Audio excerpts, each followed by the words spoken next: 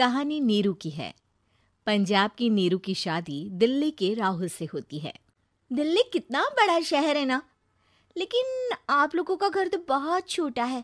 हमारे पंजाब में तो ये बड़े बड़े घर होते हैं कि मजा ही आ जाता है। कोई बात नहीं नीरू, मैं भी तुम्हारे लिए बहुत बड़ा मकान बनाऊंगा बहुत जल्दी।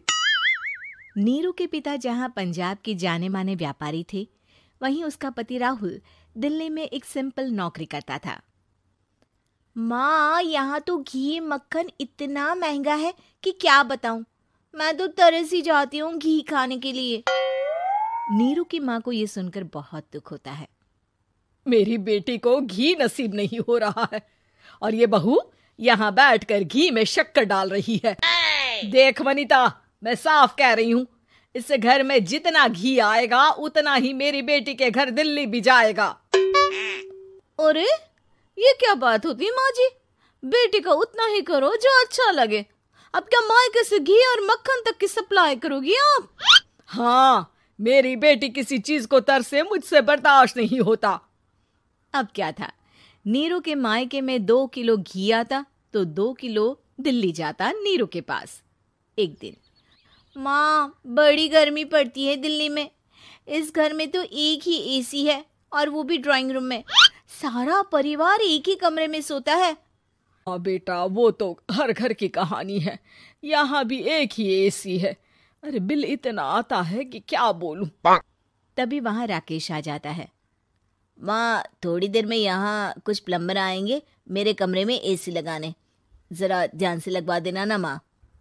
ओए, ऐसे कैसे तेरे कमरे में एसी लगेगा? हाँ राकेश, एक बार बात तो कर लेता। अरे पापा, वो वनिता को गर्मी में नींद नहीं आती। ड्राइंग रूम में सबके साथ सोने में वो अनकंफर्टेबल है, इसलिए। अरे पूरे परिवार के साथ वहां तेरी बहन नीरू भी तो सोती है, वो नहीं हो रही क्या अनकंफर्टेबल? समझ रहा है ना? अगर एसी लगेगा तो एक दिल्ली में तेरी बहन के कमरे में भी लगेगा, तभी तू लगा सकेगा। राकेश वनिता को सारी बात बताता है। वनिता करती भी क्या, मन मारकर बैठ जाती है। माँ, ये लोग ठीक नहीं है, क्या करूं मैं? अरे बेटी, यहाँ आ जा, तू यहाँ आकर रह ले। अरे छोड़ दे ऐसे पति को। कैसे छोड़ दूं माँ?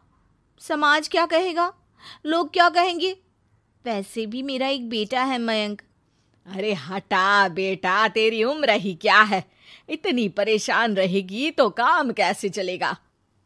खैर, बात आई गई हो जाती है।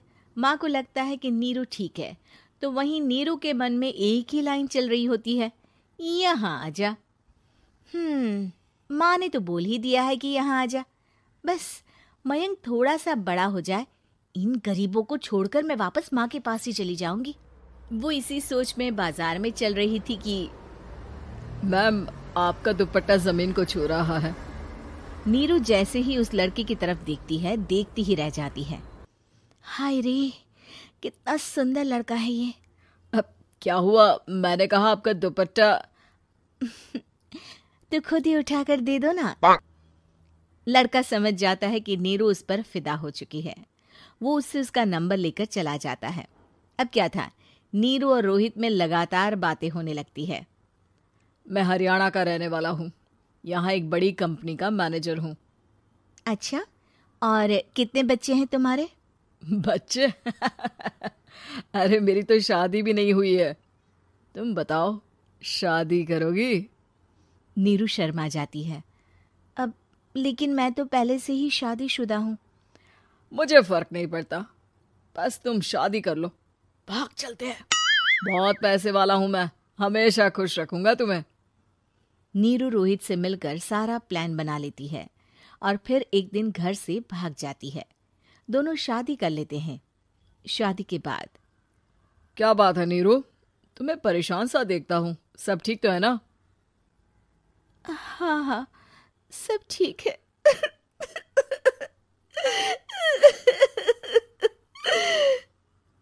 ये कहते कहते ही वो रोने लगती है।